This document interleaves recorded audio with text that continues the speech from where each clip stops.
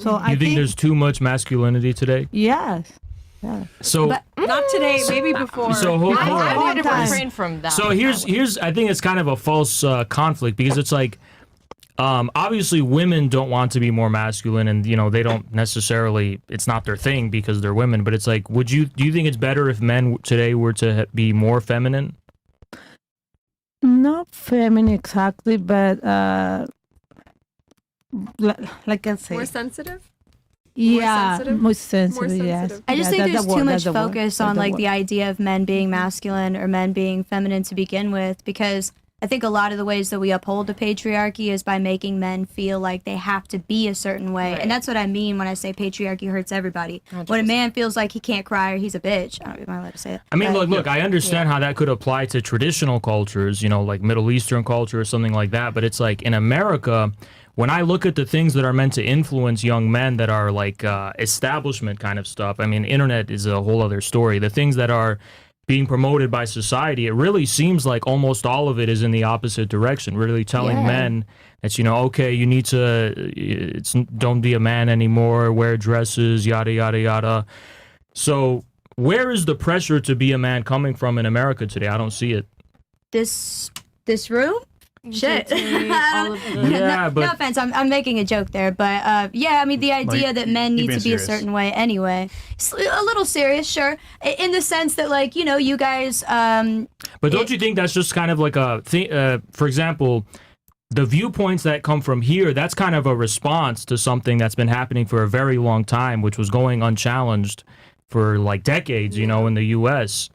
And what are you referring to directly? I'm sorry. I'm talking about how it seems like there's this agenda to basically tell men that they should stop being masculine, they should stop being men, they should be more feminine. And when do you think that started? But there was an agenda, the opposite agenda. Why is it that every male celebrity comes out and wears a dress? Every single one. Because the status quo. Would you say that every male celebrity does that? I think every up and coming male celebrity, for some reason, can be photographed with a dress. They got set It challenges the status quo. I think the status quo has been this idea. I don't think it challenges the status quo. I think that it does, because I think since the 80s we've had this machismo idea. But that's of what not the status quo. is. That's something that actually comes from the people themselves. That comes from traditions. That comes from people's real lives. The status quo is the artificial. Traditionalism can be the status quo. Right, but the status quo is the artificial stuff that they make up there to impose on society. But there's no inherent masculinity. It's all artificial. You think masculinity is all artificial? It literally is. Femininity, masculinity is a construct. So it has no basis whatsoever in the historical responsibilities men have to assume, the wars they have to fight, they have to stand on business to protect their family and their loved ones. Like biologically, do they have to stand on business? They have to have a sense of honor in their dealings with other men to prevent violence. You don't think these things are not real? Inherently. Not inherently. So those are artificial. Yes, those are artificially inflated constructs. So who created them? I don't think it was one person. Like, I don't want to be like, we live in a society. The machine. Type shit. But don't you think that things like that reflect real experiences and real wisdom? I do. I do. So how is it artificial then? Or is it just semantics? You're not saying that they're fake. You're just saying that.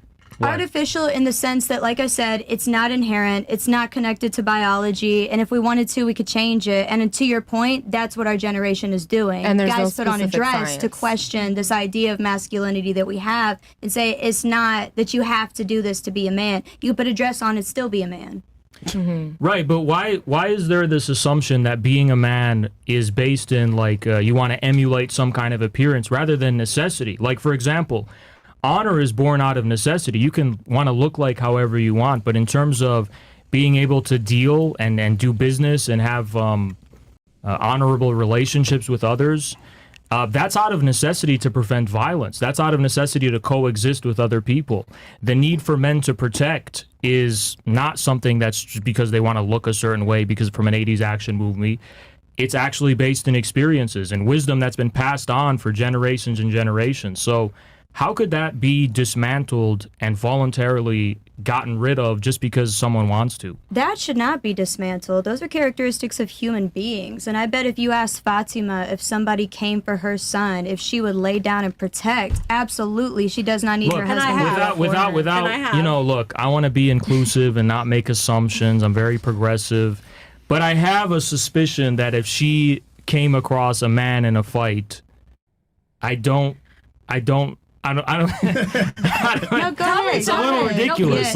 You could hold your own against a man in a fight. I'll fuck the shit out of I don't doubt you. I will Listen. What you're really trying to shit out of somebody. And I have. And my man fights with me. He's like, I'm the man. Like when we have little tiffs, he's like, sit behind me. Look. Here's what you're trying to say. What you're trying to say is that you have the willingness out of love to protect your child. Look, that's exactly the problem. Just because you have the willingness and the intention doesn't mean you actually have the reality and the ability. And let me ask this to your point. If a man is coming down the alleyway, it's a man and his wife. What if the man is smaller than the woman? Should she not step up and stand on business and whoop some ass? I think that men are generally, regardless of their size, stronger.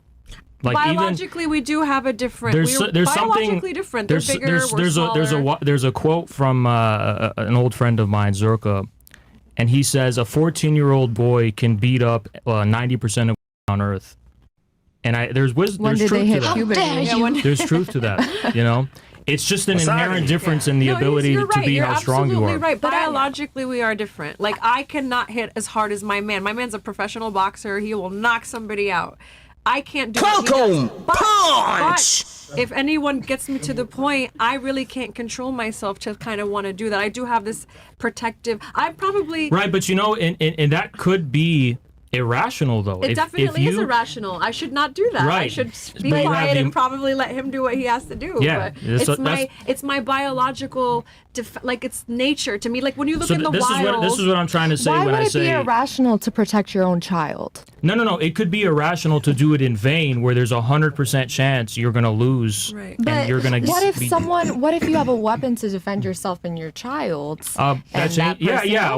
Different in Miami, right? We could carry here. A weapon. We can carry here. In the United States, right? Yeah. Look, a weapon definitely changes things across the board. Yeah, but for sure. At the end of the day, fights are normal and they're part of life, and right? So if all fights are going to be settled with guns and weapons, but this is going right back to your honor question. Yeah. Why would a man physically think that he needs, if he knows that he is biologically stronger than a woman, why would he feel the need to then assert his dominance and physical aggression on a woman who is not able to defend herself and then being with a child? There is 100% dishonorable men. There's 100% bad men. But one thing I 100%. want to circle back to why I pulled Fatima in earlier was because the things that you listed earlier, you were just talking about the physical differences between men and women, but earlier the things that you listed that were inherent to patriarchy, to men, anyways, like honor, protectiveness, those are things that we possess as women as well. Those are not inherent to masculinity. You have honor to your family, honor to your body. I don't. Women do have their own form of honor, 100%. But I would just say that masculine honor is also born of necessity, and it's different in nature. And it's true. Like women's honor, I think, is also born of necessity. It's about protecting their reputation. It's about making sure that nobody's going to be disrespecting them, talking about them badly. A lot of it more tends to focus on socially based, And it's interesting that you say these things are born out of necessity, because I don't disagree with you. I think that, like I said, we're born into a system that is capitalistic, that is patriarchal, that we're fighting for our life. Like, we're doing what we got to do. So I don't disagree with you that men and women behave the way that they do out of necessity in reaction to their environment. I actually think I think it's the opposite. I think capitalism is actually what has destroyed this traditional form of honor we're talking about for men and women. I think that's for what example, she was saying. Capitalism was just an example of a system No, because you're saying it was born of necessity. No, I'm saying that we're born into that system. We're born into a capitalist system. So we don't get the option to not participate in capitalism is what I meant. But what does that have to do with the